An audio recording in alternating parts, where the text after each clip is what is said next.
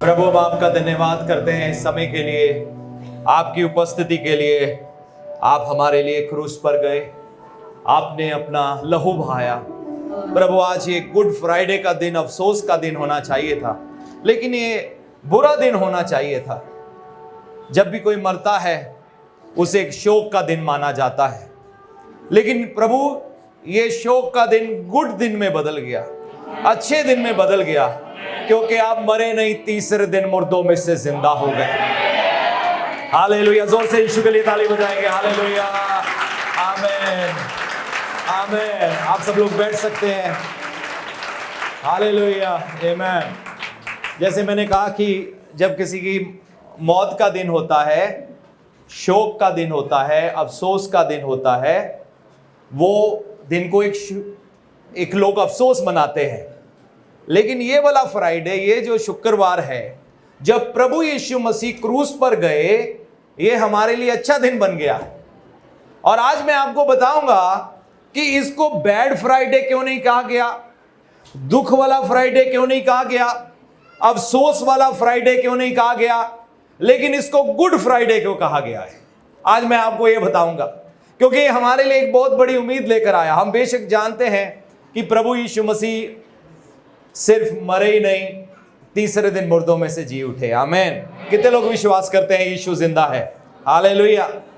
यीशु मसीह के जो काम जगत भर में हो रहे हैं, दुनिया भर में जो चिन्ह और चमत्कार होते हैं, ये कोई झूठ नहीं है।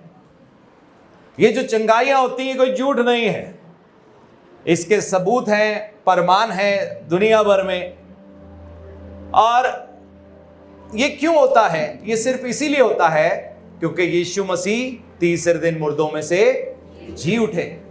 हम बेशक यीशु को क्रूस पर चढ़े हुए देखते हैं, और हम देखते हैं, आपने कहीं ना कहीं तस्वीर देखी होगी कि यीशु मसीह जैसे क्रूस पर लटके हुए हैं, और बहुत सारे लोग आज भी वो लटका हुआ एक तस्वीर लगाते हैं। बेशक वो इस चीज को नहीं दर्शाता कि यीशु हमेशा के लिए मर गए, लेकिन वो एक चीज इस बात को दर्शाता है कि एक दिन था जब प्रभु यीशु मसीह हम सब के लिए मरे थे। आज वो क्रूस खाली है। जिस क्रूस पर यीशु मसीह को चढ़ाया गया वो क्रूस खाली है, और जिस कब्र में यीशु मसीह को रखा गया वो कब्र भी आज यरूशलेम में है और खाली है। हालेलुया, आमीन। स्वर्ग में एक सिंहासन था। जब प्रभु यीशु मसीह जमीन पर आए ना, इंसान बनके, क्योंकि इंसान बनके अब इंसान से बात करनी थी, क्योंकि इंसान परमेश्वर को जानता नहीं था। बड़े बड़े फिलोसफर्स आए, बड़े बड़े लोग आए, बहुत अच्छी अच्छी बातें लेकर आए, लेकिन परमेश्वर को कोई भी तब तक जान नहीं सकता था जब तक वो खुद को अपने आप को जाहिर ना करे। तो इसलिए प्रभु यीशु मसीह एक कुंवारी औरत के पेट में आए, उसका जन्म हुआ, यीशु ने सेवा किया, मुर्दे जिंदा किए, लंगड़ों को चलाया। और मुर्दे जिंदा करने की बात सिर्फ बाइबल में दर्ज नहीं है। मान लो अगर सिर्फ बाइबल में दर्ज है कि यीशु मसीह मुर्दों को जिंदा करते हैं, आज भी करते हैं, प्रभु चाहे कुछ भी कर सकते हैं, और एक नहीं मुर्दा जिंदा हुआ, बाइबल में जगह जगह लिखा है। यहां तक कि मुसलमानों की कुरान में भी इस बात को लिखा है, यीशु मसीह ने मुर्दों को जिंदा किया। उन्होंने चमत्कार किए, उन्होंने चिन्ह किए, और किसी के बारे में नहीं लिखा, और किसी के चमत्कार नहीं लिखे, क्योंकि एक सच्चाई है। ये इतिहास इस बात को जानता है। आज भी लोग यरूशलेम में जाते हैं, उस जगह में जहां प्रभु यीशु मसीह चले, जहां यीशु ने सेवा किया, वो कब्र को देखने जाते हैं जहां पर प्रभु यीशु मसीह को रखा गया, और आज भी वो खाली पड़ी हुई है। जब कब्र को बंद किया गया था ना, जिस कब्र में जब प्रभु यीशु मसीह मरे, उस कब्र पर एक सील लगा दी गई थी रोमी सम्राट की, क्योंकि उन दिनों में दुनिया में रोमी राज्य था, रोमी शासन था, और वो लोग शासन करते थे। इजराइल के ऊपर भी वो शासन करते थे। केसर नाम का राजा था, सीजर, बहुत नाम होगा, आपने भी शायद सुना हो।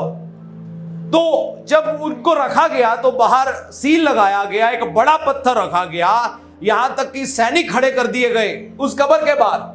मालूम है क्यों किए गए? क्योंकि यीशु ने कहा था मैं मरूंगा ही नहीं, तीसरे दिन जिंदा हो जाऊंगा। तो रोमी सम्राट डर गया।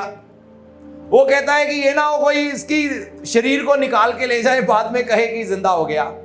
फरीसी सदूकी लोग उस समय के जो यहूदियों में कुछ धर्म गुरु बने हुए थे, वो डर गए। उन्होंने कहा भाई अगर ये मुर्दों में से जिंदा होगा कि नहीं होगा हमें पता नहीं, लेकिन अगर इसकी बॉडी गायब हो गई तो ये ना हो सारे चेले कहते कि जिंदा हो गया। तो राजा ने वहां सैनिक खड़े कर दिए, एक बड़ा पत्थर लुढ़का दिया गया जिसको बहुत सारे लोग ही जोर लगाकर कब्र के ऊपर रख सकते थे। बहुत भारी पत्थर था, सैनिक खड़े कर दिए। लेकिन हम देखते हैं प्रभु यीशु मसीह मुर्दों में से जिंदा हो गए। बाइबल में लिखा है स्वर्गदूत आए, सैनिक देख के बेहोश होकर गिर पड़े, अरे ये क्या है, और प्रभु यीशु मसीह जी उठे और 40 दिन इस पृथ्वी पर रहे और लोगों के सामने जाहिर हुए। लेकिन आज हम बात करेंगे प्रभु यीशु मसीह की मृत्यु की। तो ये क्यों होगा? ये क्रूस के कारण होगा। आज इसी बात को हम समझेंगे और इसको अपनी जिंदगी में कबूल करेंगे। वचन में लिखा है तुम सच को जानोगे और सच तुम्हें, पड़ोसी से कहो तुम सच को जानोगे और सच तुम्हें आजाद करेगा। तुम सच को जानोगे और सच तुम्हें आजाद करेगा। अब मैं आपको एक घटना बाइबल में बताने लगा हूं, जो मरकुस की किताब 15 अध्याय, हम इसको स्क्रीन पर भी देख सकते हैं। 15 अध्याय और उसकी 6 आयत से लेकर 15 आयत तक। यहां पर यह उस समय की घटना है जब प्रभु यीशु मसीह जानबूझकर यरूशलेम में गए, क्योंकि उनको पता था मेरा टाइम आ गया है। यीशु मसीह अपने बारे में बोलते थे एक दिन मैं मरूंगा, तीसरे दिन मैं जी उठूंगा। चेलों से कहा मरूंगा जी उठूंगा, पब्लिक से कहा मरूंगा जी उठूंगा। फरीसी लोगों को पता लगा मरूंगा, प्रभु कहते हैं और मैं तीसरे दिन जी उठूंगा। फिर प्रभु ने एक जगह कहा मैं जीने के लिए नहीं मरने के लिए आया हूं। बेशक प्रभु यीशु मसीह हम सबके लिए जान देने के लिए आए थे। तो प्रभु यीशु मसीह जानबूझकर यरूशलेम में गए और यीशु के 12 प्रेरितों में से एक धोखेबाज था जिसको प्रभु यीशु मसीह ने जानबूझ के चुना हुआ था, क्योंकि प्रभु को पता था ये मुझे पकड़वाएगा। और फिर जब प्रभु का यरूशलेम में गए 12 प्रेरितों के साथ, उनमें से यहूदा इस्करियोती भी एक था, और यहूदा इस्करियोती से जो समय आया उसे कहा जा तू जाकर वो कर जो तुझे करना है। यहां तक कि यहूदा इस्करियोती को उनको पकड़वाने के लिए भी प्रभु के वचन की जरूरत थी। और जैसे यीशु ने कहा जा तू वहां पर जा और तू इस तरीके से जो करना है कर, वो गया 30 चांदी के सिक्कों में यीशु मसीह को बेचा, सैनिकों को लेकर आया, फरीसियों को लेकर आया, गतसमीन के बगीचे से प्रभु यीशु मसीह को पकड़ कर लेकर गए।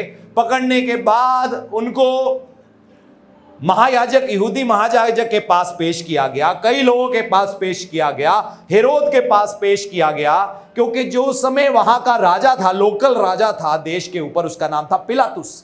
पिलातुस यीशु मसीह को कुछ भी नुकसान नहीं पहुंचाना चाहता था, वो डरता था।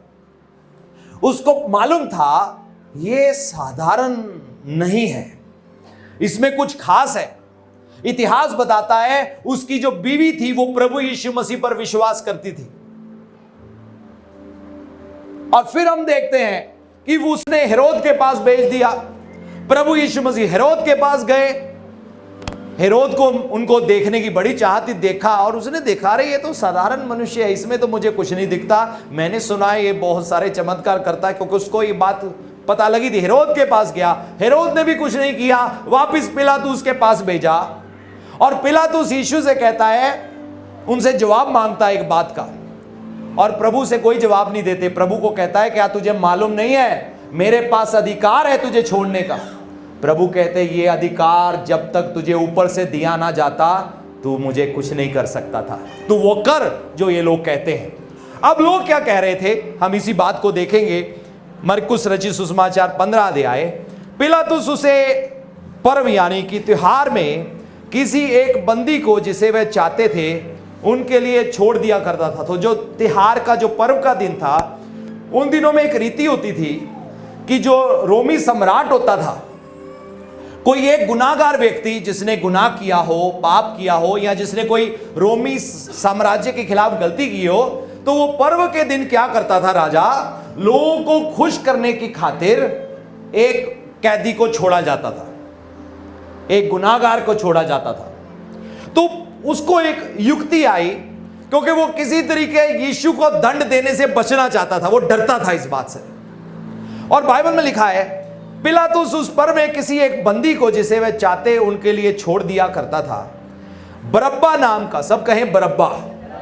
आज हम बरब्बा की कहानी देखेंगे। बरब्बा नाम का एक मनुष्य उन बलवाइयों के साथ बंदी था जिन्होंने बलवे में हत्या की थी, और भीड़ ऊपर जाकर उससे विनती करने लगी, जैसा तू हमारे लिए करता आया है वैसे ही कर। पिलातुस ने उनको उत्तर दिया, क्या तुम चाहते हो मैं तुम्हारे लिए यहूदियों के राजा को छोड़ दूं? क्योंकि वह जानता था प्रधान याजकों ने उसे जलन के कारण पकड़वाया था। परंतु याजकों ने लोगों को उबारा कि वह बरब्बा ही को उनके लिए छोड़ दे। ये सुन पिलातुस ने उनसे फिर पूछा, जिसे तुम यहूदियों का राजा कहते हो उसका मैं क्या करूं? वह फिर चिल्लाए, उसे क्रूस पर चढ़ा दे। 15 आयत। तब पिलातुस ने भीड़ को खुश करने की इच्छा से बरब्बा को उनके लिए छोड़ दिया और यीशु को कोड़े लगवाकर सौंप दिया कि वह क्रूस पर चढ़ाया जाए। सब कहें बरब्बा को छोड़ दिया। आज मेरा विषय है बरब्बा को छोड़ दिया। सब कहें बरब्बा को छोड़ दिया।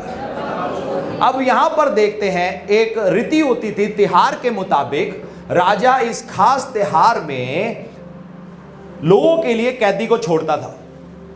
जब प्रभु यीशु मसीह को खड़ा किया गया लोगों के सामने, तो लोग चाहते थे यीशु को मारा जाए, उसको मौत की सजा दी जाए। अब ये सारे लोग नहीं थे, लेकिन बहुत सारे ऐसे लोग थे जिसको फरीसी सदूकी धर्म गुरुओं ने जलन के कारण पकड़वाया था। जबकि एक बात याद रखना, प्रभु ने जानबूझ के अपने आप को उनके हाथों में सौंपा था, क्योंकि यीशु को मालूम था कि ये मेरे लिए मरना मनुष्य के गुनाहों के लिए, पापों के लिए जरूरी है। तो जानबूझ के प्रभु यीशु मसीह ने अपने आप को पकड़वाया। और ये लोग थे उस पकड़ के पीछे जिन्होंने रिश्वत दिया ताकि यीशु उनके हाथ में आए, जबकि यीशु जानबूझ के उनके हाथ में आए। जो फरीसी सदूकी धर्म गुरु लोग थे, इनको जलन हुआ क्योंकि अब लोग सारे यीशु के पीछे चल पड़े थे। यीशु चमत्कार कर रहे थे, यीशु मुर्दों को जिंदा कर रहे थे। 4 दिन का मुर्दा जिसका नाम लाजर था, उसकी खबर भी इन तक पहुंची और ये डर गए और घबरा गए। और बाइबल में लिखा है, उस दिन से लेकर इन लोगों ने युक्ति बनाना शुरू कर दिया कि यीशु को कैसे मारा जाए। उस दिन से लेकर अब यहां पर हम देखते हैं कि किस तरह से अब राजा बरब्बा को खड़ा करता है। और बरब्बा एक बहुत ही क्रूर व्यक्ति था, कोई अच्छा इंसान नहीं था, कैदी था। बहुत सारे लोग कई बार कैद में हो सकता है इसलिए भी हो कि उन्होंने कोई बुराई ना की हो। कई बार कुछ लोग ऐसे कहते हैं, मैं कैद में तो हूं लेकिन मैंने कोई बुराई नहीं की। लेकिन बरब्बा ऐसा व्यक्ति नहीं था। चारों सुसमाचारों में और प्रेरित के कार्य की किताब में भी बरब्बा के बारे में लिखा है। मैं जल्दी से आपको बताता हूं। मत्ती रची पहली बात जो बरब्बा के बारे में लिखी है, जिसको लोगों ने कहा इसको छोड़ दो और यीशु को क्रूस पर चढ़ाओ, तो राजा ने वैसा ही किया, पब्लिक को खुश करने के लिए। सब कहे पब्लिक को खुश करने के लिए। आज दुनिया में हम यही चीज देखते हैं, पब्लिक को खुश करने के लिए। राजा ने वो नहीं किया जो सही था, वो किया जिससे पब्लिक खुश हो सकती थी। और हम देखते हैं पहली बात मत्ती 27 का 16 में बरब्बा के बारे में क्या लिखा है। उस समय बरब्बा नाम उन्हीं का एक नामी बंधुआ था। यानी कि नामी मतलब कि एक व्यक्ति जो 10 नंबरिया कह लो, एक व्यक्ति जिसका नाम था, नामी कैदी था। यह बरब्बा कोई आम व्यक्ति नहीं था, इसकी दहशत थी, लोग इससे डरते थे, इसका लोगों के बीच में एक खौफ था। मरकुस की किताब में पढ़ते हैं, वहां लिखा है वो कातिल था। जब हम लूका की किताब में पढ़ते हैं, वहां लिखते हैं, पढ़ते हैं, वहां वो बलवा करने वाला व्यक्ति था। जब हम यूहन्ना में पढ़ते हैं, वहां पर लिखते हैं वो डाकू था। जब हम प्रेरितों के कार्य में पढ़ते हैं, वहां हम देखते हैं लोगों ने यीशु की बजाय बरअब्बा को चुन लिया। किसको चुना? डाकू को चुना। सब कहें डाकू को चुना। बलवा करने वाले को चुना। कातिल को चुना। एक नामी गिरामी, एक क्या कहते हैं, गुंडे को चुना। नामी गिरानी व्यक्ति है, कातिल है, बलवा करने वाला है। लोगों ने इसको चुना और यीशु को त्याग दिया उस समय के लोगों ने, क्योंकि वो इतने भटक गए थे उन धर्म गुरुओं की बातों में, जो उस समय 2000 साल पहले जो लोगों को भटका रहे थे। और बहुत सारे भटक गए, लेकिन इसका मतलब ये नहीं कि विश्वास नहीं कर रहे थे, हजारों लाखों विश्वास करने वाले भी थे। लेकिन उस समय जब पिलातुस के सामने यीशु को पेश किया गया, उस समय ज्यादातर लोग वो थे जो उनके खिलाफ थे, यीशु के नाम से नफरत करते थे, क्रिश्चियन लोगों से नफरत करते थे, विश्वास करने वालों से नफरत करते थे। अब ये सब इकट्ठे होकर कह रहे, ये बरअब्बा को छोड़ दो, ये कातिल को छोड़ दो, ये बलवा करने वाले को छोड़ दो, ये गुनाहगार को छोड़ दो, ये नामी गुंडे को छोड़ दो, ये दहशतगर्द को छोड़ दो, लेकिन यीशु को क्रूस पर चढ़ाओ। तो अब जिस बरअब्बा को छोड़ा गया, ये कोई साधारण कोई गुनाहगार नहीं था, कोई साधारण पापी नहीं था। अब हम देखते हैं आगे जाकर पहली बात बरअब्बा के बारे में। जब हम देखते हैं अब लोगों ने क्या कहा, बरअब्बा को छोड़ दो, यीशु को क्रूस पे चढ़ा दो। क्या कहा लोगों ने? बरअब्बा को छोड़ दो, यीशु को क्रूस पे चढ़ा दो। अब पहला काम जो प्रभु यीशु मसीह ने क्रूस पर किया, वो पता क्या था? हमारी जगह ले ली। क्या किया? हमारी जगह ले ली। बरअब्बा को छोड़ दिया, यीशु को क्रूस पे चढ़ा दिया। आपको मुझे छोड़ दिया, यीशु को क्रूस पे चढ़ा दिया। हम गुनाहगारों को छोड़ दिया, यीशु मसीह को क्रूस पर चढ़ा दिया। सजा हमें मिलनी थी, हमें छोड़ दिया, लेकिन हमारी सजा यीशु ने क्रूस पर ले ली।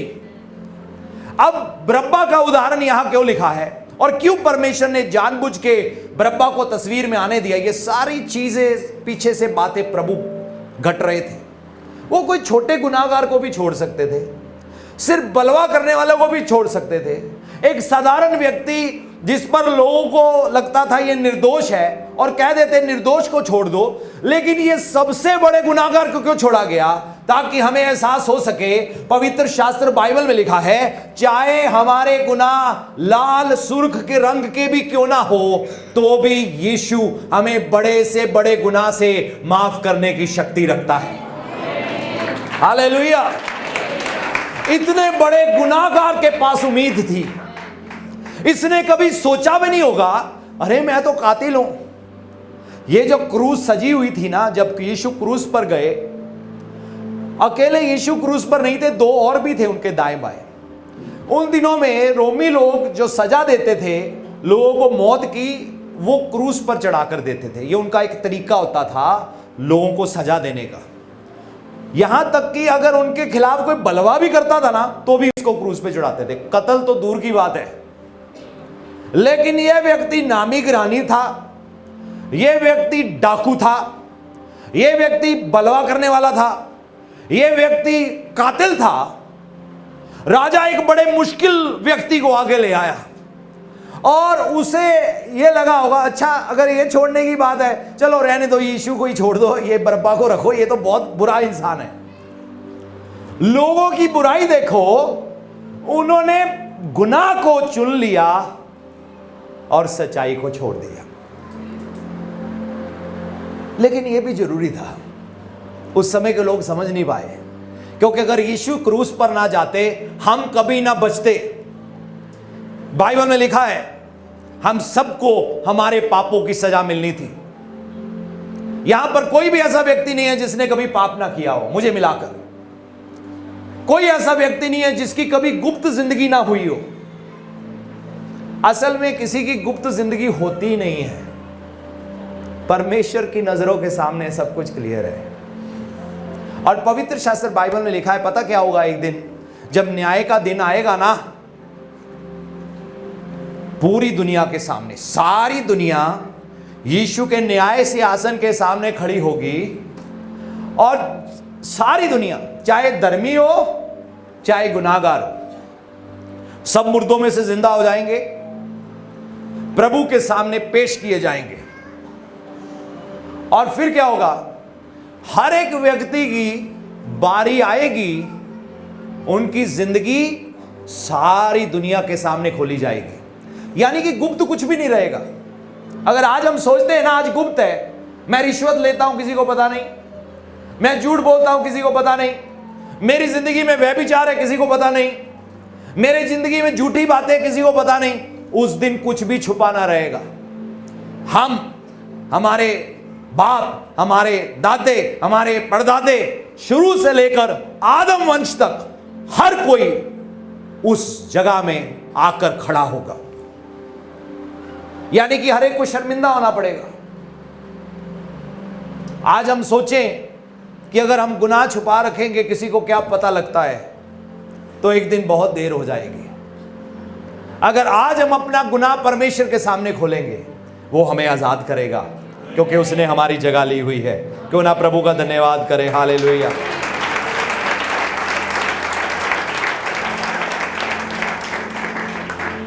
हमारे गुनाह के कारण हमारी जिंदगी में नंगापन आया। मान लो अगर परमेश्वर आज अपने आप को दुनिया के सामने जाहिर कर दे, कितने लोग उनके दर्शन करने जाएंगे? बेशक वो हमारे बीच में ही है, बहुत सारे लोग दर्शन करने नहीं जाएंगे। मालूम है क्यों? जब आदम और हवा ने पाप किया ना, वो परमेश्वर के पास नहीं गए, परमेश्वर से दूर गए। पता कब? जब उनको परमेश्वर के आने की आवाज आई। परमेश्वर अदन की वाटिका में चल के आए, और परमेश्वर चल रहे हैं, और आदम और हवा को सुनाई दिया परमेश्वर आ गए। बजाय कि उनको खुशी हो गई होती कि परमेश्वर आ गए, वो छुप गए, वो झाड़ियों के पीछे छुप गए, क्योंकि वो अपना मुंह परमेश्वर को दिखाना नहीं चाहते थे। जब जिंदा परमेश्वर जाहिर होगा, लोग छुपेंगे। आज हम यीशु मसीह की मूर्ति बना लेंगे और हम कहेंगे बार बार इस मूर्ति के सामने जब दिल करेगा जाएंगे। मेरी बात याद रखना, जब जीवित परमेश्वर जाहिर होगा, लोग छुपेंगे। बाइबल में लिखा है एक दिन आएगा, लोग कहेंगे ये पहाड़ हमारे ऊपर गिर जाए। वचन में लिखा हुआ है, क्योंकि वो पवित्र है। गुनाहगार डर जाएंगे, घबरा जाएंगे, खौफजदा हो जाएंगे। आज तो हम रिलीजियस तरीके से चर्च में आ सकते हैं या धार्मिक जगह में जा सकते हैं, हमें कोई डर नहीं। हम जाते हैं, नाक रगड़ेंगे, मुंह पोंछेंगे और थोड़ा सा कह देंगे भाई हम पापी हैं जी, अगले हफ्ते फिर मिलेंगे थोड़े और पाप करने के बाद। लेकिन जब सच्चा परमेश्वर जाहिर होगा, कोई उसके पास नहीं जाना चाहेगा। गुनाहगार हर कोई भागेगा, कहेगा गुफा गिर जाए, मेरे घर की छत मुझ पे गिर जाए, मुझे उसके सामने नहीं जाना। मान लो कोई एक कातिल हो और पुलिस उसको ढूंढ रही है, और अब पुलिस ने उसको घेर लिया। अब वो क्या अंदर बड़ा खुश होगा? नहीं, वो डरा होगा। वो कहेगा मुझे ये छत छुपा ले, मुझे कहीं मैं यहां से गुफा बना लूं, मैं किसी तरीके मैं कहीं छुप जाऊं, क्योंकि कानून के पंजों में, शिकंजों में मैं फंसने वाला हूं। तो एक कातिल भी, एक चोर भी चोरी करने के बाद भागता है, एक कातिल कत्ल करने के बाद भागता है, एक चोर चोरी करने के बाद भागता है, एक ठग ठगी करने के बाद भागता है, कोई भी कानून के हाथ में नहीं आना चाहता। इसी तरीके जब परमेश्वर जाहिर होंगे, गुनाहगार व्यक्ति उनकी ओर नहीं भागेगा, उनसे दूर भागेगा। आप समझ रहे हो मेरी बात को?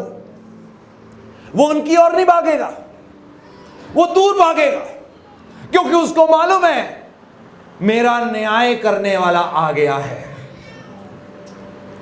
मेरा इंसाफ करने वाला आ गया है।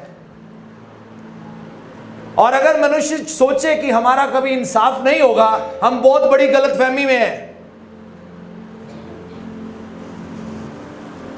हम बहुत बड़ी गलतफहमी में हैं। वचन में साफ साफ लिखा है एक एक गुनाह, एक एक पाप का हिसाब होगा। लेकिन प्रॉब्लम है अब उसमें से कौन बचे? ये शर्मिंदगी, ये नंगापन। कोई होना चाहेगा नंगा सारी दुनिया के सामने? आदम और हवा नंगे हुए थे, उन्होंने अपने आप को पत्तों से कवर किया। लेकिन बाइबल में लिखा है अगर हम गुनाह को मानेंगे, परमेश्वर की आशीष हमारे ऊपर आएगी। आमीन। जब बरअब्बा को पेश किया गया ना, मालूम है उसने कौन से कपड़े पहने थे? कैदी वाले कपड़े। सब कहें कैदी वाले कपड़े, कैदी वाले वो कपड़े। जब तक हम गुनाह में हैं, तब तक हम कैद वाले कपड़ों में हैं।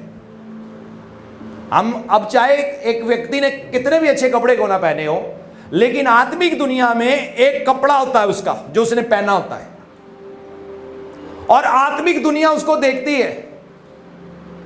मान लो एक चोर कैदी वाले कपड़े पहना हुआ, हो सकता है आपने कभी फिल्म में देखा हो कि कैदी है और कैदी जेल तोड़ के भागा। सबसे पहला काम कैदी जेल से भागने के बाद क्या करेगा? क्या करेगा?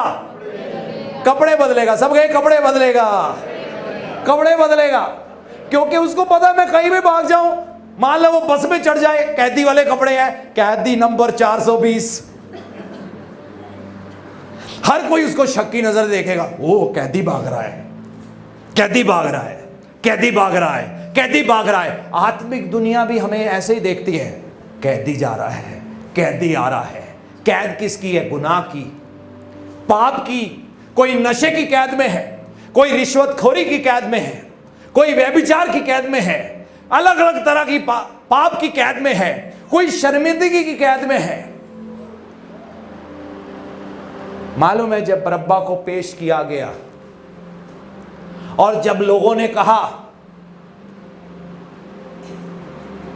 इस बरअब्बा को छोड़ो और यीशु को क्रूस पर चढ़ाओ, पता है बरअब्बा के लिए पहला काम क्या किया गया? उसके कपड़े बदल दिए गए। हालेलुया।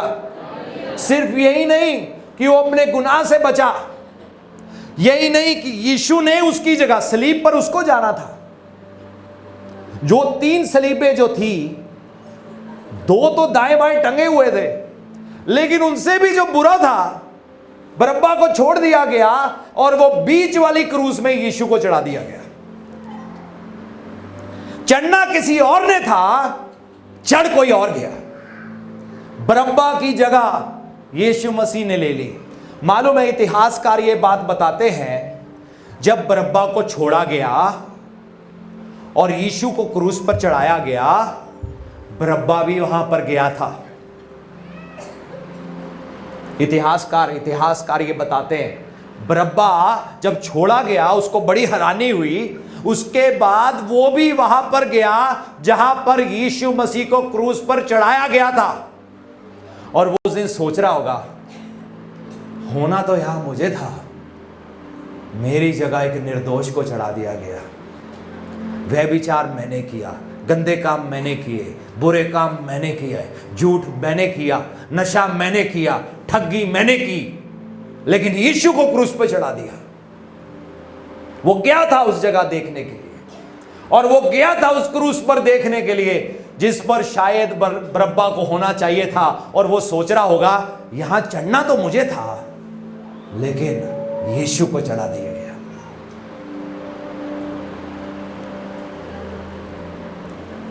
सब कहें यीशु हमारे कपड़े बदलते हैं। मालूम है, जब एक व्यक्ति अपने गुनाह से, पाप से तौबा करता है, मन फिराव करता है, परमेश्वर उसको धार्मिकता का चोगा पहना देते हैं। ये चोगा वो नहीं जो इंसान को आंखों से दिखता है, ये आत्मिक दुनिया देखती है। और आत्मिक दुनिया देखती है, अरे परमेश्वर का धर्मी जन जा रहा है, हालेलुया, ये कैदी नहीं है, ये आजाद है। तो मैं आजाद हूं, मैं आजाद हूं। आजाद कैसे होते हैं? क्योंकि यीशु ने हमारी जगह ले लिया। कपड़े कैसे बदले गए कैदी के? क्योंकि यीशु ने हमारी जगह लिया। मालूम है, जब यीशु क्रूस पर गए, उनके कपड़े उतारे गए, थोड़ा सा ही कपड़ा था उनके बदन पे, और उनके कपड़ों के लिए लॉटरी डाली गई। उनके कपड़े लहू से भरे हुए थे, ताकि हमें ऐसे कपड़े मिले जिसमें हमें अपनी जान ना देनी पड़े, हमें लहू ना बहाना पड़े, हमें सजा ना मिले। हालेलुया। तीसरा काम जो प्रभु ने किया वो था हमारा शराब लिया। सब कहें शराब लिया। मालूम है, आज बहुत सारे परिवारों में शराब होता है, बहुत सारे परिवारों में शराब क्यों आता है? मैं आपको बताता हूं क्यों शराब आता है। कई बार लोग कहते हैं ना, हाय कोई काम नहीं बांधा, पैसा बहुत कमाया लेकिन जेब खाली हो गई। शराब पता क्या करेगा? एक तरफ से आपके पास हो सकता है पैसा आ जाए, दूसरी तरफ आप अपने बीवी बच्चों के लिए रोओगे। बंदे के पास पैसा है लेकिन बीवी बच्चों के लिए रो रहा है। शराब पता क्या करता है? हो सकता है एक व्यक्ति अपने बीवी बच्चे के कारण बड़ा खुश हो, लेकिन उसके पास उनको रोटी खिलाने के लिए पैसा नहीं है। शराब कहीं ना कहीं से आपके पास 4 चीजें हो सकती है, लेकिन शराब आपकी जिंदगी में 5वीं चीज ऐसे लेकर आएगा कि वो 4 चीजें जो आपको अच्छी मिली वो आपके लिए कोई मायने नहीं रखेंगी। आपने देखा है करोड़पति लोग भी आत्महत्या कर लेते हैं, कभी सुना है? करोड़पति लोग, करोड़पति घरों के बच्चे आत्महत्या कर लेते हैं, जिनके पास बड़ी बड़ी अपनी पर्सनल गाड़ियां होती है। तो पैसा है लेकिन चैन नहीं है, सुख नहीं है। ये क्यों है? शराब के कारण। एक तरफ से एक अच्छी चीज हमें मिल रही है, दूसरी तरफ से हमें दर्द मिल रहा है। वो दर्द के कारण जो अच्छी चीज है उसका हम आनंद नहीं ले पा रहे।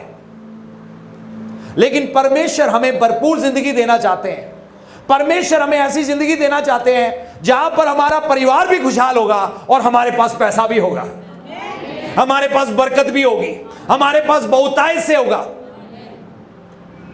कई बार सुना है लोग कहते हैं, भाई हमने तो ऐसा कोई बुरा काम नहीं किया, फिर हमारे साथ ऐसा क्यों हुआ? सुना कभी किसी ने ये बात? हमने तो कभी बुरा काम, सिर्फ 1-2 नहीं सुना है, दिखाना हाथ में, गिनना चाहता हूं। आधे लोगों ने सुना है। अच्छा, धीरे धीरे हाथ उठ रहे, कोई बात नहीं। हमने तो ऐसा कोई बुरा काम, अब मुझे नहीं पता बुरे काम किए कि नहीं किए, वो तो प्रभु ही आंखें खोल सकते हैं। लेकिन मालूम है, जो शराब होते हैं वो बाप दादाओं से भी आते हैं।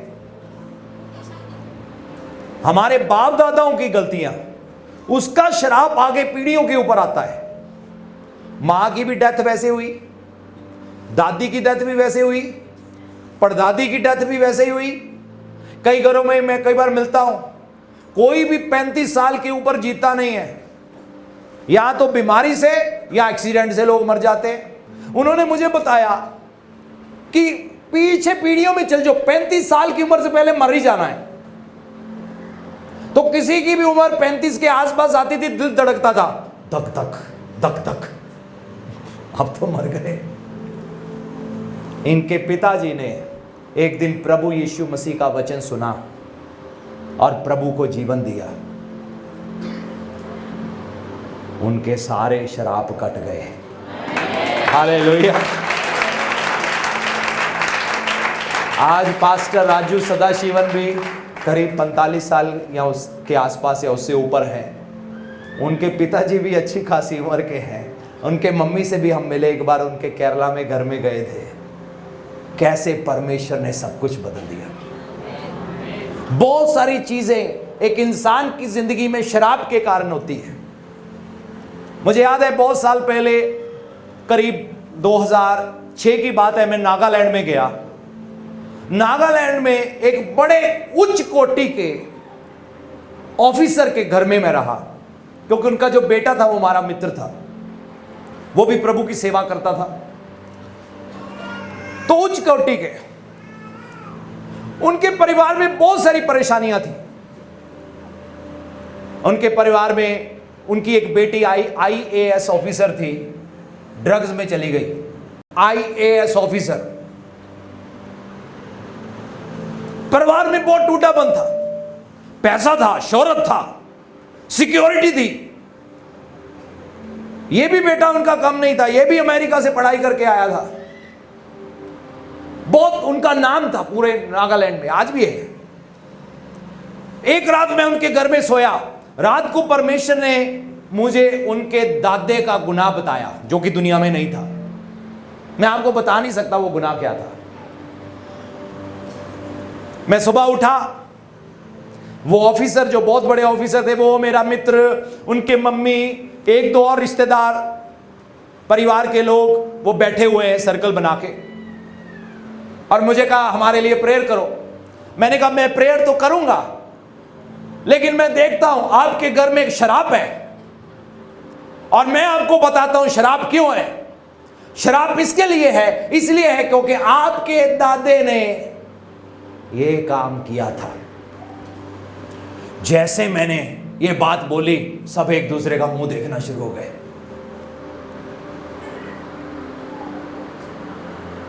उन्होंने सोचा ये बात किसी को नहीं पता, लेकिन हां, उन्होंने माना। गुस्से में आकर उनसे ये गलती हो गया था। मैंने कहा प्रभु की ओर देखो, आज से लेकर आपकी जिंदगी से शराब टूटते हैं। अब से लेकर दुख नहीं आएगा, सुख आएगा। हालेलुया। आप देख सकते हो कैसे शराब पीढ़ियों के चलते हैं। आदम हवा के ऊपर, जो हमारे पूर्वज थे, जो हमारे बुजुर्ग थे, पहला व्यक्ति आदम था। सबसे पहले आदमी आया। आदमी की पसली की हड्डी में से परमेश्वर ने औरत को बनाया। सिर्फ दो ही होते, नर और नारी। तो जो वो तीसरा जो है ना, वो पहली बात कंफ्यूजन है, दूसरी बात वो बीमारी है। सिर्फ दो ही बनाए हैं, ही एंड शी। तो अब हम देखते हैं कि जब आदम हवा ने पाप किया, शराप आया। क्या शराप आया? औरत अब से लेकर बच्चे को दर्द में जन्म देगी। उससे पहले दर्द नहीं था। आदमी के ऊपर शराप आया तो जिंदगी भर खून पसीने से कमाया करेगा। मिट्टी में से तू है और मिट्टी में ही मिल जाएगा।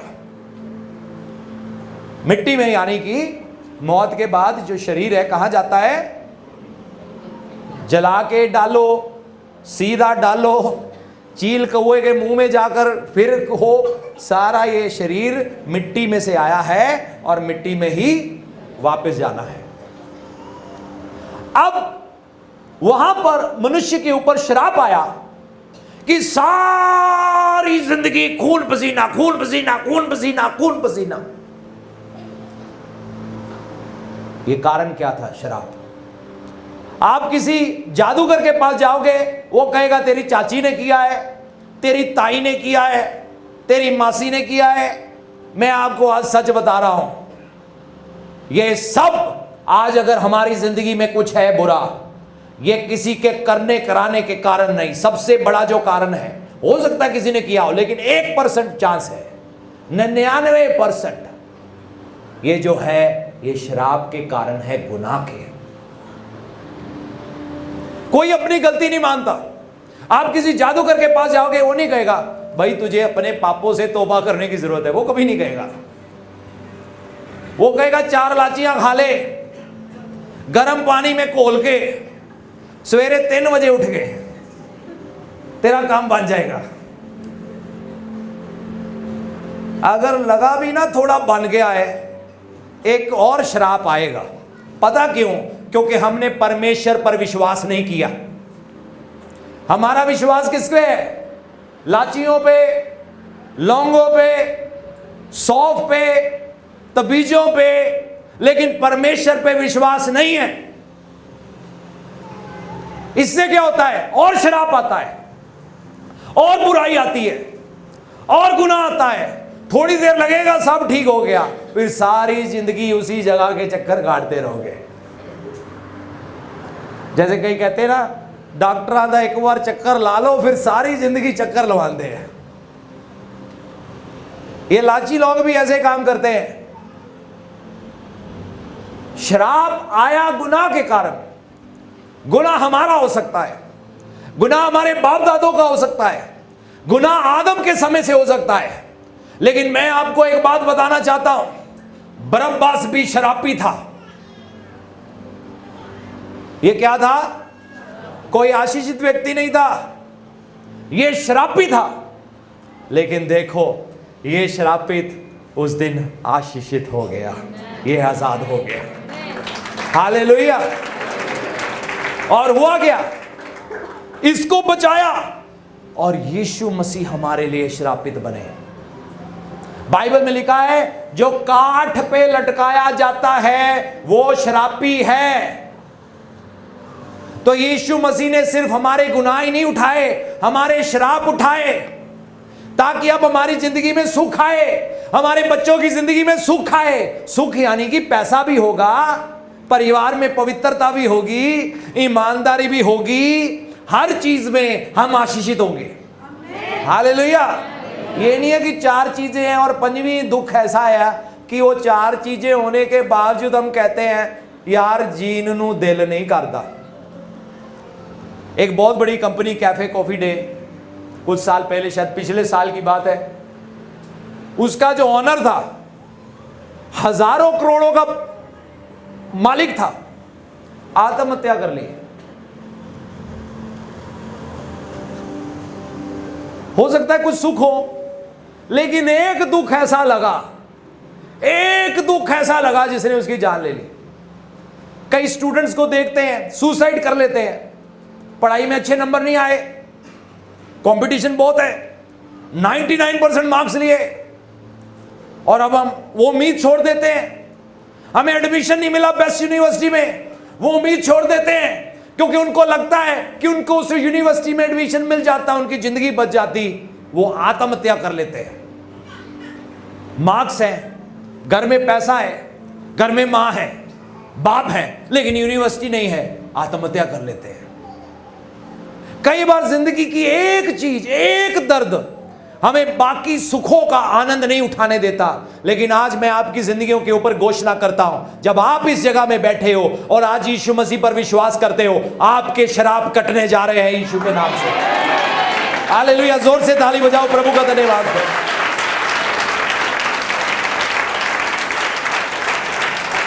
हालेलुया। चौथी और आखिरी बात, बातें बहुत है, समय नहीं है। पवित्र शास्त्र बाइबल जब पढ़ते हैं, नीति वचन, उससे पहले सबोपदेशक एक्लीसियास्टस 8:13, दुष्ट का भला नहीं होता। सब कहें, दुष्ट का भला नहीं होता। एक बार फिर से, दुष्ट का भला नहीं होता। हम कहें हम दुष्टता में जिंदगी जिए और हमारा भला हो जाएगा, नहीं हो सकता। आपको मालूम नहीं है, मालूम है कि नहीं, एक बहुत बड़ी हजारों करोड़ों की फर्म, दो भाई, दिल्ली की बात है, फर्म को लेकर आपस में झगड़ा बना, ठेकों को लेकर कुछ। और एक दिन क्या हुआ, एक दूसरे को गोली मार दिया और दोनों भाई मर गए। मैंने जैसे कहा, अगर पाप हमारे जीवन में है, गुनाह हमारे जिंदगी में है, रिश्वतखोरी है, झूठ है, वो आपको सुख नहीं देगा, वो दुख लेके आएगा। एक धन वो होता है जिसके साथ बाइबल में लिखा है दुख जोड़ा होता है। वचन में साफ लिखा है दुष्ट का भला नहीं हो। हमें हो सकता है हमें दिखे यार ये व्यक्ति बहुत दुष्टता में जिंदगी जी रहा है, लेकिन ये तो खूब तरक्की कर रहा है, सब सलूट करते हैं, इसकी शान है, इसकी आन है। आपको एहसास नहीं अंदर से वो कितना खाली है। कई लोग व्यभिचार करते हैं ना, और वो कहेंगे हमारे लिए व्यभिचार करना बहुत आसान है, यानी कि जनाकारी, यानी कि नाजायज रिश्ते। वो पता है उन चीजों में क्यों बढ़ जाते हैं, क्योंकि उतना ही और खाली हो जाते हैं। जो नशे करता है ना, शराबी व्यक्ति है, पहली बार हो सकता है 1 पैग लगाए, दूसरी बार 2 लगाएगा, 3 लगाएगा, फिर रात को नींद नहीं आएगी, फिर रोज लगाएगा और रोज लगाएगा, और पैसे नहीं है तो फिर किसी ना किसी तरीके झूठ से लगाएगा, कोई नशा में चला जाएगा। पता क्यों? क्योंकि जितना ज्यादा हम गुनाह करते जाएंगे उतना ज्यादा हम अंदर से खाली होते जाएंगे।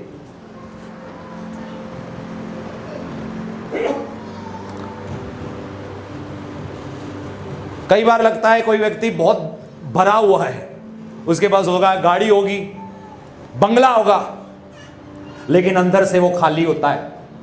जब तक 10 पैग उसके अंदर ना चले जाए, जब तक कोई नाजायज रिश्ता ना बना ले, जब तक गलत तस्वीरें ना देख ले, जब तक गलत वीडियो ना देख ले, जब तक कोई दुष्टता का काम ना कर ले, उसको चैन नहीं मिलता। पता क्यों? क्योंकि वो खाली हो चुका है। पाप किसी को भरता नहीं है, पाप खाली करता है। सब कहे पाप खाली करता है। हो सकता है जेब भरी हो, लेकिन अंदर से वो बंदा खाली है। अब वो अपने पैसे और रुतबे का इस्तेमाल करता है ताकि मैं किसी तरीके गुनाह को खरीदूं और गुनाह करूं, मैं किसी तरीके गलत चीज को खरीदूं ताकि मैं अंदर से भर जाऊं। तो वो पैसा शैतान उसके हाथ में दे देता है। कौन दे देता है? शैतान उसके हाथ में देता है, कहता है ये ले पैसा, ये भी इसको इस्तेमाल कर, ये तुझे भरेगा। पैसे को जनाकारियों में उड़ाता है, पैसे को नशों में उड़ाता है, फिर रिश्वत भी लेता है, फिर कहता है मैं रिश्वत के पैसे ये गुनाह में लगाऊंगा, ये मेरे वाले पैसे ये घर में लगाऊंगा। ऐसे लोग भी हैं। मैं मुफ्त की पीऊंगा, अपने पैसों से नहीं पीऊंगा। तो शैतान वो भी बंदोबस्त करता है कि कोई गल नहीं, तेरे लिए वो भी खड़े कर दूंगा जो तुम्हें मुफ्त में पिलाए। लेकिन उस व्यक्ति को ये नहीं पता वो अंदर से खाली हो रहा है, वो अंदर से खत्म हो रहा है, उसकी जिंदगी अंदर से तबाह हो रही है। बरअब्बस अंदर से खोखला था, ये खाली था, इसके पास कोई उम्मीद नहीं थी। बाहर से लग रहा होगा ओ नामी गिरामी गुंडा, नामी गिरामी माफिया। और समाज को देखो, कई बार मैंने देखा है नामी गिरामी लोग, कई बार जब कभी कोर्ट में गए कोई काम पड़ा तो वहां देखा कई लोग जो नामी गिरामियों को देखा हथकड़ी लगी हुई है और लोग आके उसके पैरी हाथ लगा रहे हैं। पैरी हाथ क्यों लगा रहे हैं? नामी गिरामी है। ये है समाज। इसीलिए बरअब्बा को चुना था ना, इसीलिए पाप को चुना था ना, इसीलिए गुनाह को चुना था ना, इसीलिए यीशु मसीह को मना किया था ना। हमें यीशु नहीं चाहिए, हमें यीशु मसीह नहीं चाहिए, हमें ये खुशखबरी नहीं चाहिए। ये वचन खत्म करो, ये वचन नहीं प्रचार होना चाहिए। 2000 साल पहले लोगों ने घोषणा किया, रोमी साम्राज्य ने घोषणा किया। पहली शताब्दी, दूसरी शताब्दी, 13वीं शताब्दी, ये सारी शताब्दियां देख लो। 15वीं शताब्दी में कहा इंग्लिश में ट्रांसलेट नहीं करने देंगे इस बाइबल को। जिसने ट्रांसलेट किया जिंदा जला दिया उसको। ये ऐसे नहीं बाइबल हाथ में आई, लोगों को अपनी जानें देनी पड़ी है इसको ट्रांसलेट करने के लिए, इसको हम तक पहुंचाने के लिए, ताकि लोग वचन जाने, वचन की सच्चाई मालूम हो और उनके सारे शराब कट जाए, उनकी जिंदगियों में सुख आए, उनकी जिंदगियों से दुख हट जाए। आमीन। हम देखते हैं बरब्बास शराबी था, अंदर से खाली था, उसकी जिंदगी में भरपूरी नहीं थी, लेकिन परमेश्वर ने उस पर रहम किया। दुष्ट का भला नहीं हो सकता और ना उसकी जीवन रूपी छाया लंबी होने पाएगी। यानी कि उम्र की बात हो रही है। उम्र का मतलब यह नहीं है कि वो 90 साल नहीं पहुंचेगा या 100 साल नहीं पहुंचेगा, इसका मतलब यह नहीं है। इसका मतलब है उम्र हो सकता है लंबी हो, लेकिन वो उसमें कोई फल नहीं होगा, उसमें कोई आशीष नहीं होगी, उसमें कोई तसल्ली नहीं होगी, उसमें कोई तंदुरुस्ती नहीं होगी, उसमें कुछ ना कुछ ऐसा होगा कि हम जिंदगी के आनंद को ना मना सके। हालेलुया। लेकिन धन्यवाद हो प्रभु यीशु मसीह सब बदल देते हैं। हालेलुया।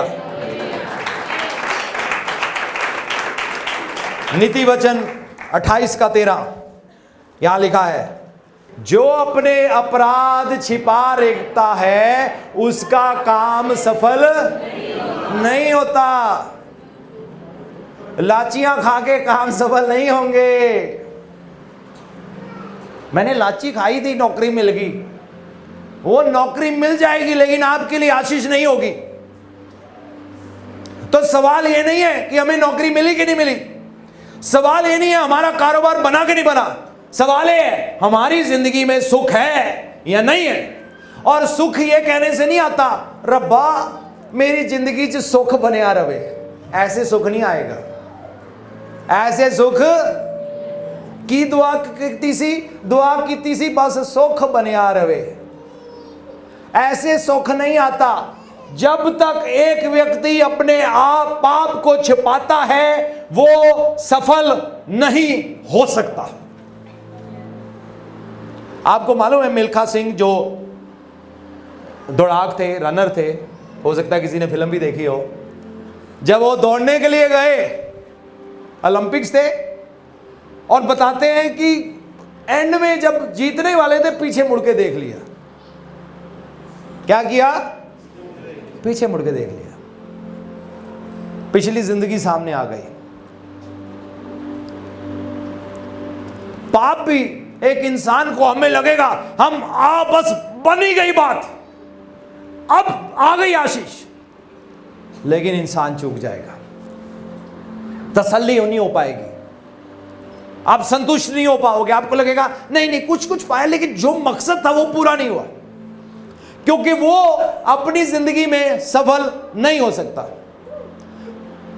जैसे मैंने बहुत पहले भी एक बार कहा था, सफलता इस बात में नहीं है कि आपको सरकारी नौकरी मिल गई, सफलता इस बात में नहीं है आपको विदेश का वीजा मिल गया, सफलता इस बात में है कि आप अपने जीवन भर परमेश्वर की मर्जी को पूरा कर पाए। जो प्रभु ने आपको दिया आपने वो पूरा किया, तो वो व्यक्ति सफल नहीं हो सकता। उसके काम सफल क्यों नहीं होंगे? क्योंकि पाप छुपाया है। सब कहे पाप छुपाया है, परंतु जो उनको मान लेता है, सब कहे पाप मान लेता है। अब पाप मानना क्या है मैं आपको ये भी बताऊं। पाप मानना ये नहीं है प्रभु जी आही पापी तुसी बख्श दे जाओ, नहीं, ये पाप मानना नहीं है। जब एक व्यक्ति गुनाह मानता है ना, उसके अंदर दर्द उठता है अपने गुनाह का, उसके अंदर तड़प होती है, मैंने ये पाप क्यों किया। उसके अंदर शर्म होती है, मैंने ये पाप क्यों किया। उसके अंदर अफसोस होता है, मैंने ये पाप क्यों किया। ये नहीं माफ करी रब्बा, माफ करी रब्बा, माफ करी रब्बा, ऐसे नहीं है। परमेश्वर को कोई मूर्ख नहीं बना सकता। वो दिल में देखते हैं, वो देखते दिल में दर्द है कि नहीं गुनाह का, अफसोस है कि नहीं पाप का। जो बुराई किया उसका अफसोस है, नशा किया अफसोस है, जिनाकारियां की अफसोस है, झूठ बोले अफसोस है, फरेब किया अफसोस है, किसी को नुकसान पहुंचाया, अफसोस है। मैं बचपन में बहुत झगड़ालू था, मैं बहुत लड़ता था, बहुत। मेरी स्टोरी बड़ी खतरनाक है बचपन वाली।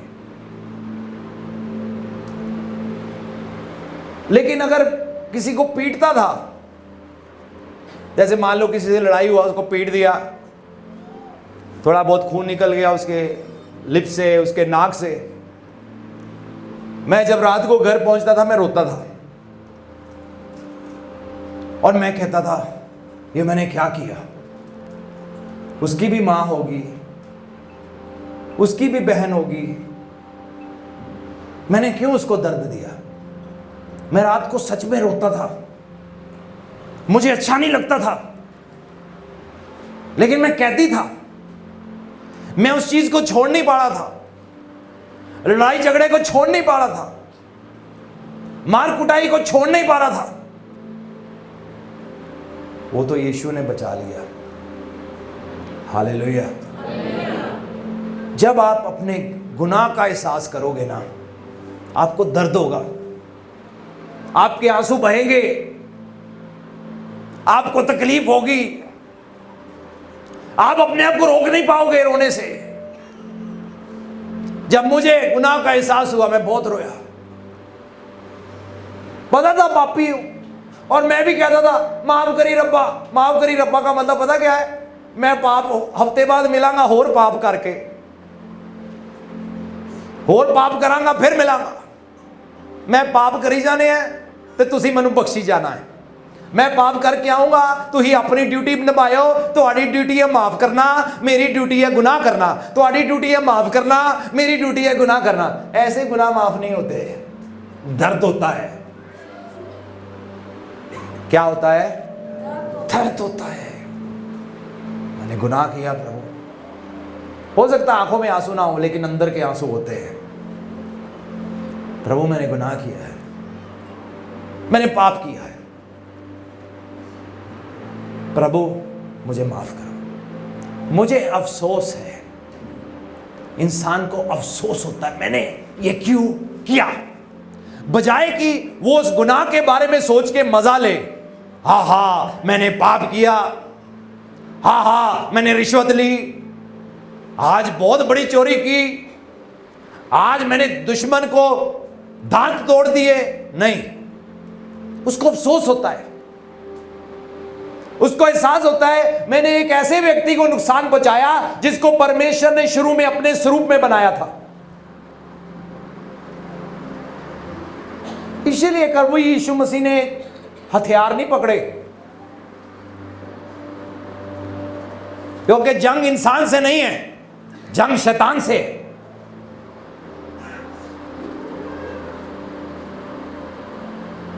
बरअब्बा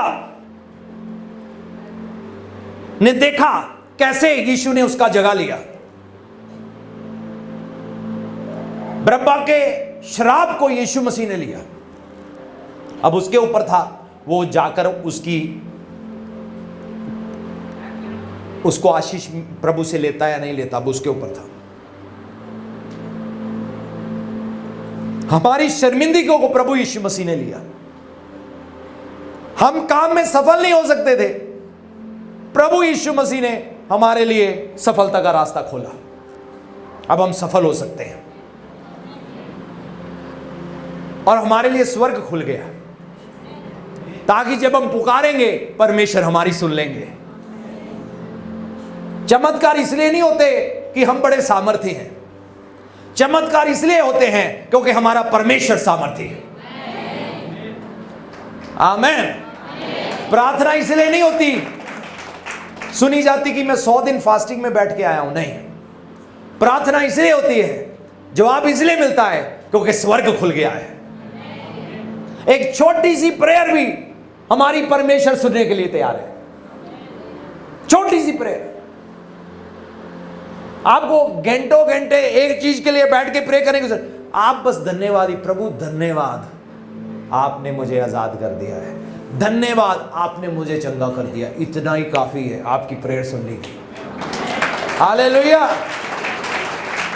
तो जो अपने पाप को छुपाता है उसके काम सफल नहीं होते, परंतु जो उनको मान लेता है और आगे क्या करता है, छोड़ भी देता है। लोग आधा संदेश लेके चल रहे हैं, माफी मंगी जानी है तो ही माफ करी जाना है, यही अपनी ड्यूटी निभाई जानी है तो ही अपनी ड्यूटी निभाई जानी है। नहीं नहीं, मानना है और छोड़ना है। सब कहें, पाप मानना है और छोड़ना है। पाप मानना है और छोड़ना है। एक बार फिर से, पाप मानना है और छोड़ना है तो क्या होगा, दया की जाएगी। जोर से प्रभु के लिए ताली बजाएंगे, हालेलुया।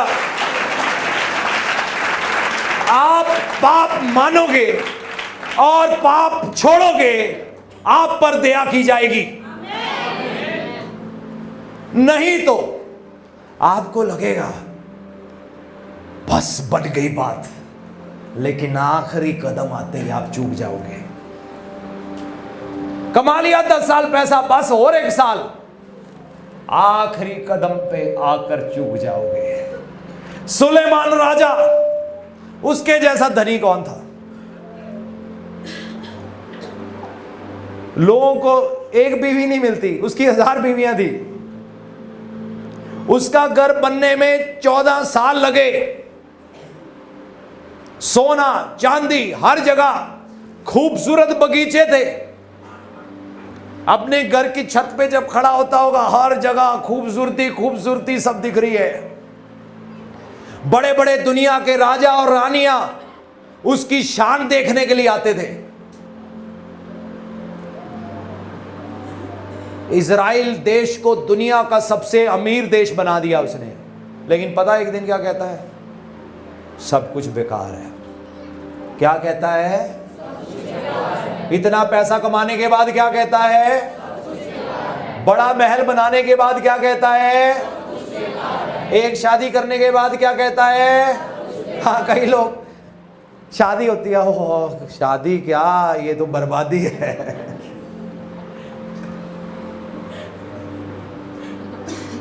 वो लोग एक शादी में बर्बादी बोलते हैं, वो 1000 शादियां करके बैठा हुआ है और सोचो उसके लिए कितनी बड़ी बर्बादी दिख रही होगी। ये मैंने क्या किया, मैंने ये औरतें क्यों ब्याह ली, मैंने क्यों परमेश्वर की बात नहीं मानी, क्यों मैंने अपने धन का फायदा उठाया, क्यों मैंने राजा होने का फायदा उठाया, क्यों मैंने बुद्धि की बात नहीं मानी, क्यों मैंने गलत फैसले ले लिए कि आज मुझे रोना पड़े। जब आप दुनिया छोड़ो ना, रोकर मत जाना। हेलो, कैसे नहीं जाना? जवानी है, चलो जो मर्जी करेंगे, खाएंगे पिएंगे, गलत रिश्तों में पड़ेंगे, डिस्को करेंगे, शादियों में जाके बल्ले बल्ले डांस लगाएंगे, पहाड़ों में घूमने जाएंगे, ऊंचे ऊंचे डीजे लगा के दारू वाले और ये वाले और जंग वाले और लड़ाई वाले सारे गाने लगाएंगे और बल्ले बल्ले होगी जी, बल्ले बल्ले। और लड़ाई करेंगे और झगड़ा बढ़ेंगे और जी मित्रा दा ना ही बड़ा है जी।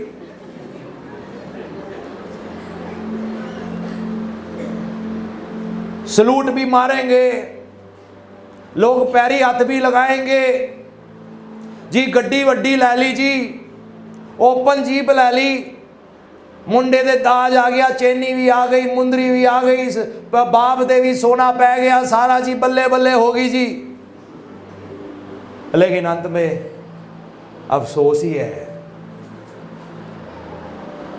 जब लोग मरते हैं ना, उनसे पूछा गया, एक सर्वे किया गया अमेरिका में, उनसे सर्वे करिए जो मरने वाले थे, जिनके पास 48 घंटे थे, 24 घंटे थे, 72 घंटे थे, 1 हफ्ता था, उनसे पूछा गया आप जिंदगी के बारे में क्या कहना चाहोगे?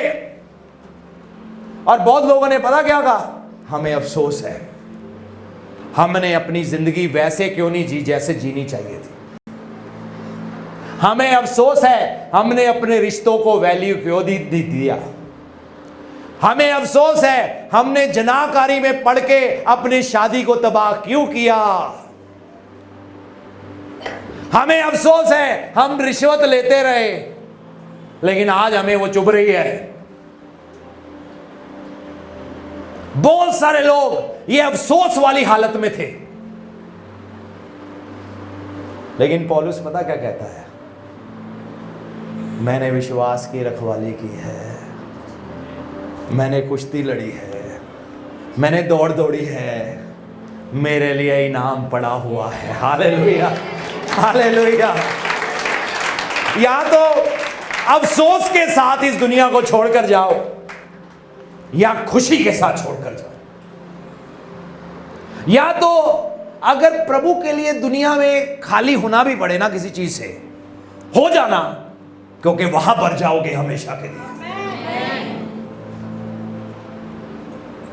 बरअब्बा के पास अब चुनाव था, क्योंकि उसने देखा यीशु मसीह ने उसकी जगह को लिया।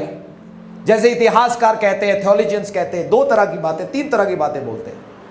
पहले तरह की ये बोलते हैं कि उसने यीशु पर विश्वास किया और फिर यीशु के नाम के कारण मारा गया, जो कि बात बिल्कुल भी सही नहीं है रिकॉर्ड के मुताबिक। लेकिन दो बातें जिस पर शक जाहिर करते हैं। पहला ये कि उसने यीशु को देखा, वो वहां गया था, बेशक वो वहां गया था, और उसने देखा कि यीशु ने उसकी जगह ले ली और उसने मन फिराया और विश्वासी बन गया, मसीही बन गया। दूसरे थियोलॉजियन ये कहते हैं, क्योंकि ये बात बाइबल में दर्ज नहीं है, इतिहास में कुछ लोगों ने लिखी है, वो वहां पर गया, यीशु पर क्रूस पर चढ़े हुए देखा यीशु मेरे लिए मरे, वहां से वापस आया और वही पुराने कामों में लग गया। और एक दिन रोमी लोगों ने दोबारा उसको पकड़कर मार दिया, जो कि एक ज्यादा अहम बात लगती है। उसके बाद मौका था, यीशु ने उसकी जगह ली थी, उसके व्यभिचार के लिए, उसके झूठ के लिए, उसके गुनाह के लिए, उसके पाप के लिए, उसकी जनाकारी के लिए, उसके झूठ के लिए उसके पास मौका था। यीशु मसीह ने उसको मौका दिया था, वो उस जगह पे गया था जहां यीशु को क्रूस पर चढ़ाया गया, लेकिन उसने मौका गवा दिया। आज मनुष्य के पास मौका है। यहां किसी ईसाई धर्म का प्रचार नहीं हो रहा, सच का प्रचार हो रहा है और वचन सच्चाई है। यीशु मसीह ने मनुष्य जाति की जगह ले ली, आपकी और मेरी जगह ले ली। आज आपके और मेरे पास चुनाव है। मैंने तो ले लिया है, हो सकता है यहां और भी बहुत सारों ने लिया हो, लेकिन आज भी कोई हो सकता है जिसने मजबूत फैसला नहीं लिया। हो सकता है कोई विश्वास करता हो और मान लिया हो कि मैं पापी हूं, लेकिन पाप छोड़ा नहीं है, सुसमाचार को ढीले में लिया है। हाँ पापी हैं, प्रभु हम आएंगे, संडे फिर मिल जाएंगे, अच्छा लगेगा, वचन सुन के आराधना होगी, थोड़ा बैठेंगे, थोड़ा लोगों से मिलेंगे, चले जाएंगे उसी रास्ते पे। आप प्रॉस्पर नहीं हो सकते। एक एरिया में हो सकता है एक चीज आए, दूसरे एरिया से जाएगी, तीसरे एरिया से हो सकता है चीज आए, चौथे एरिया से जाएगी। क्योंकि वचन में लिखा है वो व्यक्ति जो पाप नहीं छोड़ता वो परमेश्वर से दया नहीं पाता। कितने लोगों को परमेश्वर की दया चाहिए? कब मिलती है?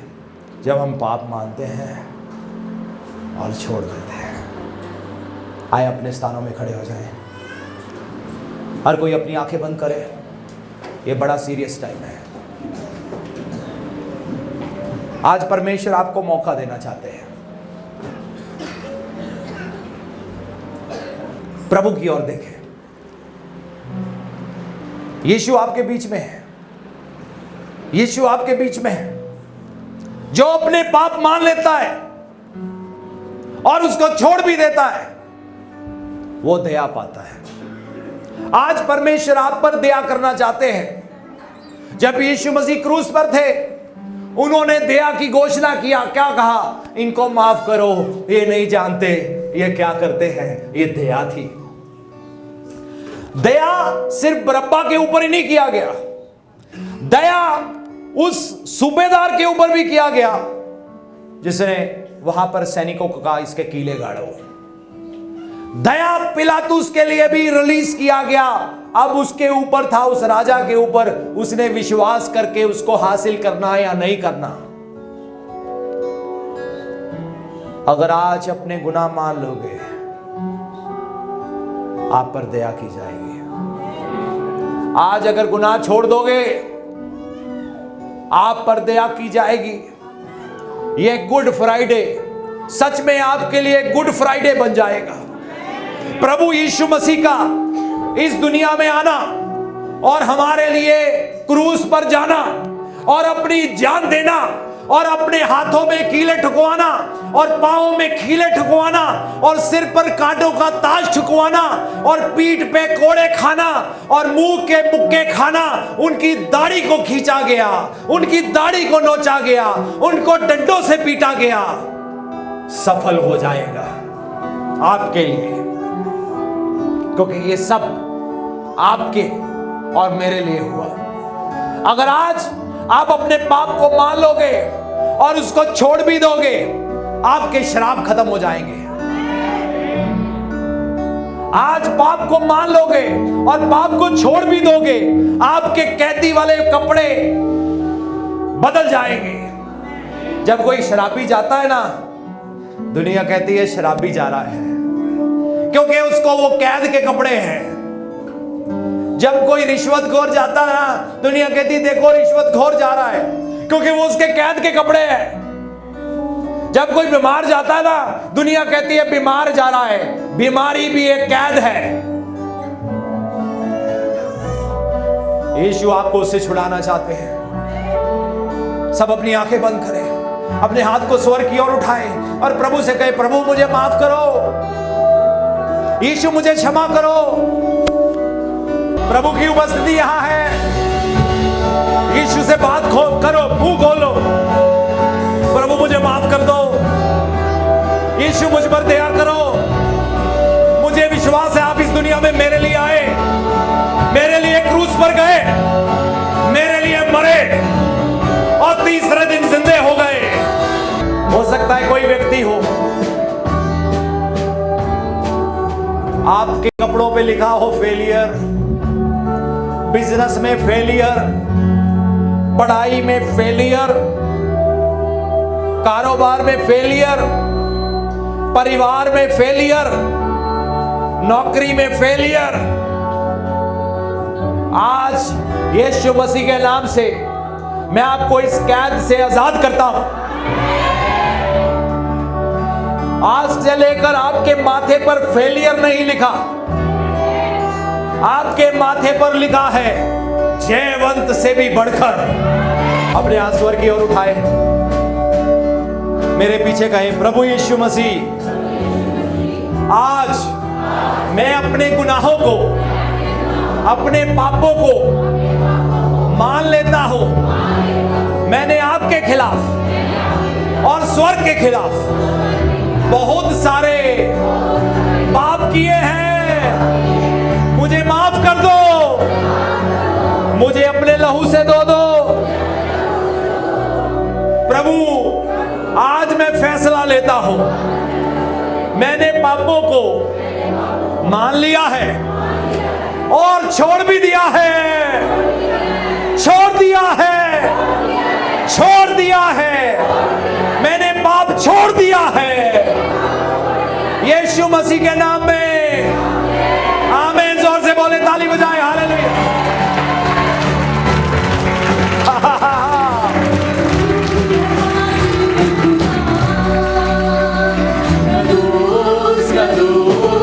ताली बजाए, ताली बजाए। पाप छोड़ दिया है, पाप छोड़ दिया है, नशा छोड़ दिया है, व्यभिचार छोड़ दिया है,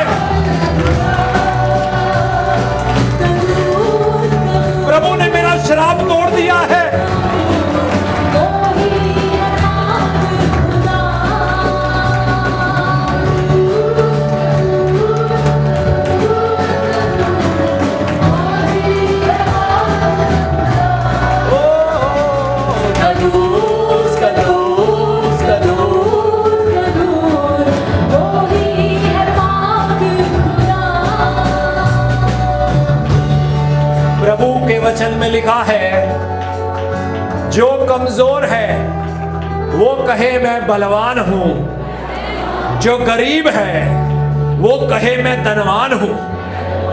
आज से लेकर आपकी बोली बदल जानी चाहिए।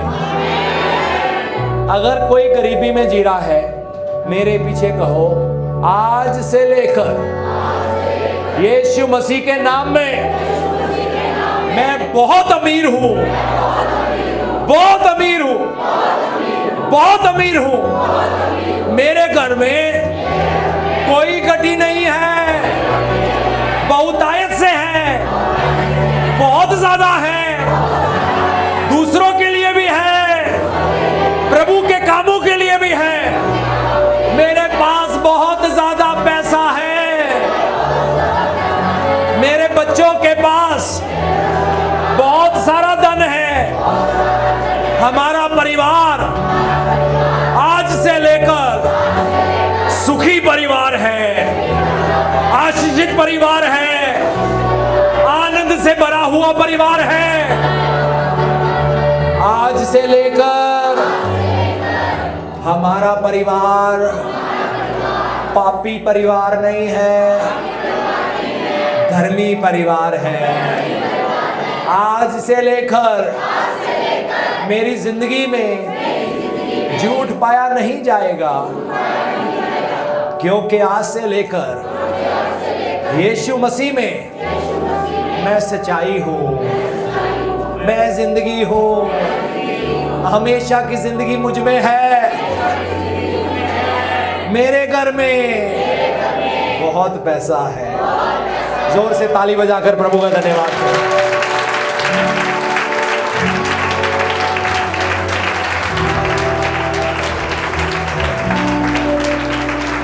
आपको मालूम नहीं है मैं क्या महसूस कर रहा हूं। प्रभु आप लोगों को धनवान बनाने जा रहे हैं, लाचियां खाने से नहीं, क्योंकि आपने अपने पाप को मान लिया है और छोड़ भी दिया है। पारिवारिक तौर पे, शादीशुदा तौर पे, बच्चों के तौर पे, पैसे के तौर पे, नौकरी के तौर पे, धन के तौर पे, सेहत के तौर पे, यीशु मसीह के नाम में आप आशीषित हो।